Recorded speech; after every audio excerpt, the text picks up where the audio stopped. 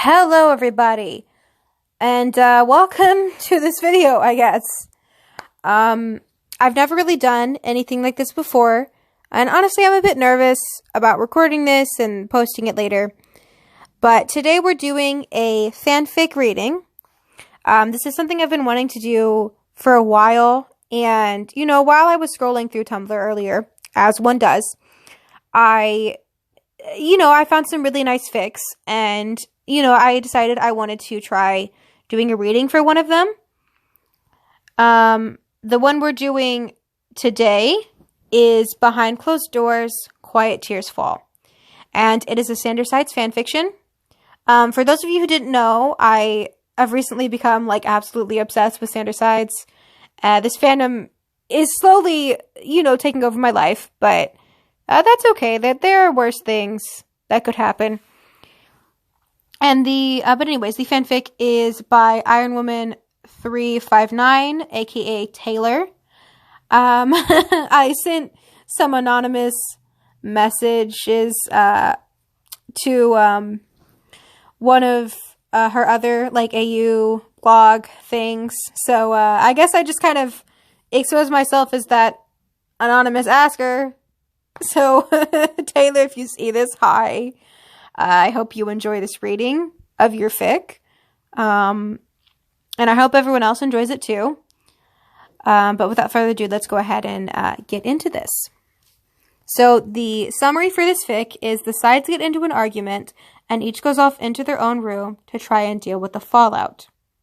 The warnings are yelling, arguing, slamming doors, crying, emotional turmoil, and general angst. If any of those things might be potentially triggering for you, or you think that, it might upset you and you shouldn't continue reading, please don't. I don't want anyone to do anything that could potentially harm them or upset them or anything like that. But if you think you are okay to read this fic, then go right ahead. And, I hope you wind up liking what you hear.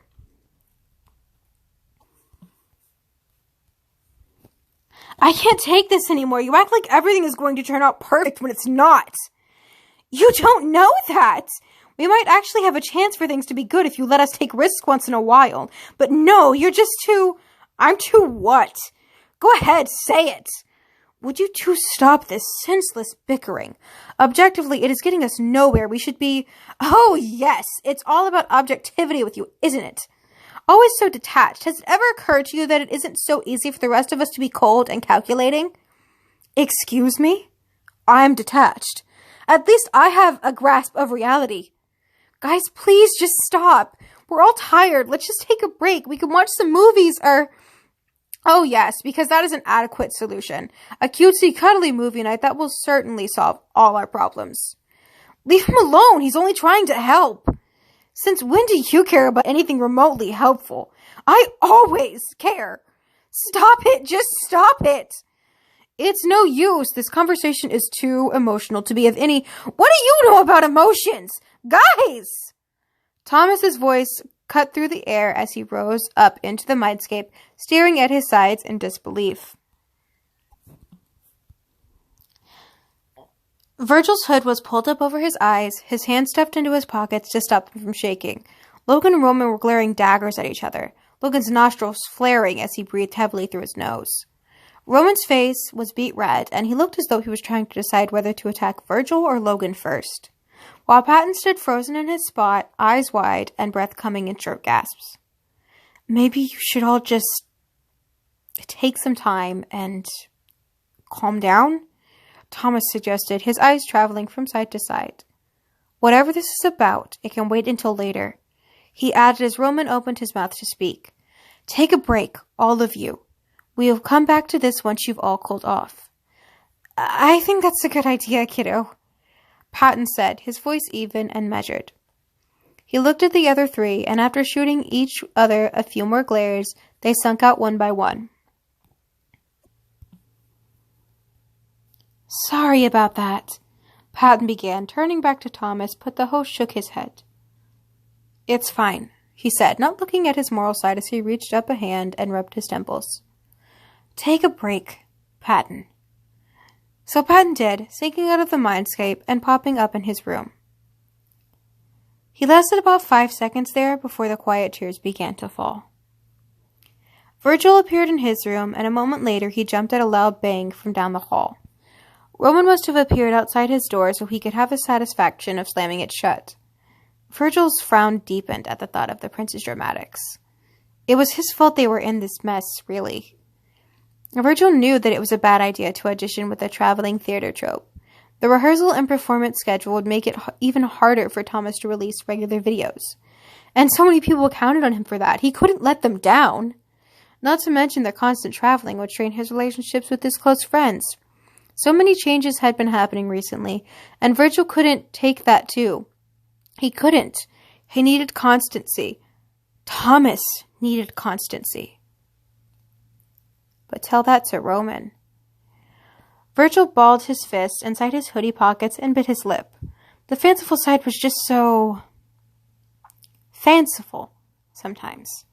Some voice in the back of Virgil's mind knew that this was important for Thomas, but Roman just took it way too far.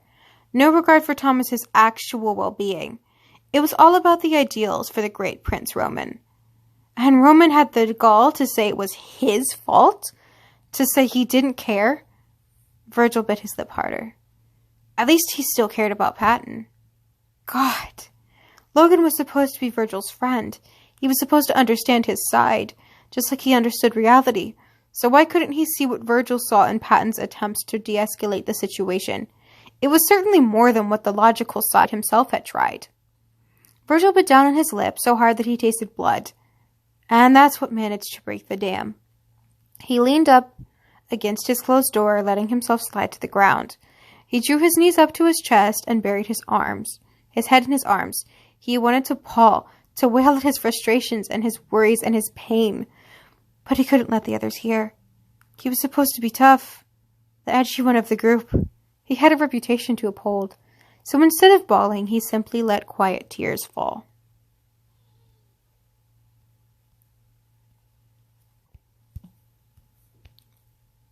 Roman rose up in the hallway outside his room, simply for the satisfaction that throwing his door open and slamming it behind him would bring.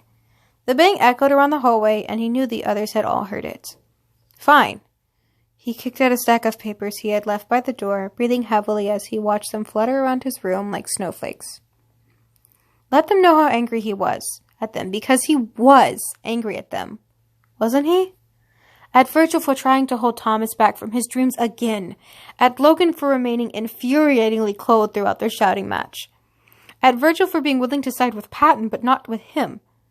At Logan for thinking he was so high and mighty, being above them and the emotions that drove their functions. At Thomas and Patton for stopping the argument before he'd won his way.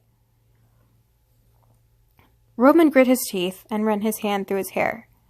As much as he wanted to put all his anger on the others and distance himself from any of the blame, he knew he couldn't, because Roman was also angry at himself.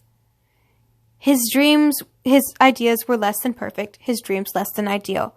That was the only explanation for why they kept refusing to come true, why the others still found flaws in the things he presented to them. Yes, it was their nature to be skeptical. And Virgil and Logan were so frustratingly fixed on reality. But surely if he only had the right idea, he could overcome that and find the perfect dream for Thomas. Roman squeezed his eyes shut and let out a frustrated groan that turned into a whimper. He leaned his back against this closed door and stared up at his ceiling, his arms folded across his chest and his shoulders tight and unmoving. He wanted to scream, to shout away all his imperfections and criticisms until they didn't dare come back to haunt him again. But he couldn't let the others hear. He was a prince and a knight. Princes did not cry. He had a reputation to uphold. So instead of screaming, he simply let quiet tears fall. Logan arrived in his room, barely having time to register his familiar surroundings, before he heard a loud bang from the hallway. He rolled his eyes at Roman's dramatic display.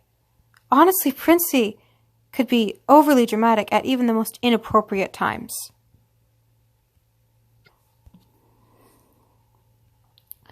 Logan removed his glasses, pressing his arm against his forehead. Compared to his still flushed face, the skin on his arm was cool and soothing, and he stood for a few moments, trying to regain control of his breathing. How ironic that he, Logic, wasn't able to control his respiratory patterns due to something as trivial, as inconsequential, yet as massive and complicated as feelings. He should be perfectly capable of doing his job without them. And for the most part, he was. He brought clarity to the conversation when the others had it clouded with their emotions. He brought facts when the others debated their opinions. And it was something he was proud of, something he celebrated even. To be able to see a problem objectively and point out the best course of action. Of course, that could only go so far when he was outnumbered 3-1. Logan sucked in a breath as he replaced his glasses on the bridge of his nose. Their faces flashed through his mind. Roman's anger, Patton's hurt, Virgil's shock. The more he dwelt on them, the more it felt as though a weight was pressing down on his chest, threatening to overturn his cool reassuring. No, not cool. Cold. Roman was right. He was cold. Calculating. Virgil was right.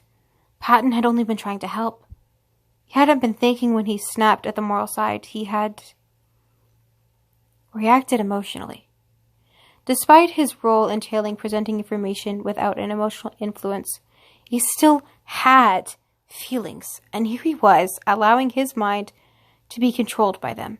The others' faces ran through his mind again, and Logan let out a sigh that could almost be constructed as a whimper. It seemed that whenever he allowed his emotions to control his reactions, he ended up hurting those whose emotions mattered most to him. He pressed his back against his closed door, sliding a hand up under his glasses to cover his eyes. He wanted to sob, to let them release all the emotional energy he could feel building up inside him. But he couldn't let the others hear. He was a logical trait. The logical trait did not have emotional problems. Computers were not burdened with feelings. He had a reputation to uphold, so instead of sobbing, he simply let quiet tears fall. Patton stood in his room, the tears rolling down his cheeks. He heard Roman's door slam shut, and he winced. He could feel the anger, the frustration, the fear, the sorrow, the pain, the everything that was building up inside the others, his room only serving to magnify the massive onslaught of emotions. He stood facing his closed door and pressed his forehead up against the cool wood. He reached for the doorknob, his fingertips going so far as to brush the smooth brass. But he stopped just short of turning the doorknob. He wanted to call out to the others, to pull Roman into a hug and run his hand through Virgil's hair and take Logan's hand in his, to tell him that it would be all right, that they didn't have to fight anymore. But his own emotions bubbled up inside him, and he knew he wasn't strong enough to help them. Not right now. They would expect comfort from a side who was happy, a side who would be able to properly take the pain away, a side who wasn't also broken. He had a reputation to uphold, so instead of calling out, he simply let the quiet tears fall. All right, dudes, so that was the end of the one shot. I hope you all enjoyed that. And I'm pretty sure I stuttered a lot while reading this, and I'm really sorry about that. It's something I've always done. I guess I naturally have kind of a stutter when I talk because I talk really, really fast, and sometimes my mouth cannot keep up with the, pace that my brain operates at. But nonetheless, I hope you all enjoyed this. And if you would like to see more videos like this, please tell me. And Taylor, I hope you enjoyed this too. I really hope I didn't butcher your fic, and I hope I captured the emotion you were trying to portray through it. But I guess that's all for now, so I'll see you guys in the next video. Hopefully it won't take me months or years to upload another one. But anyways, bye for now.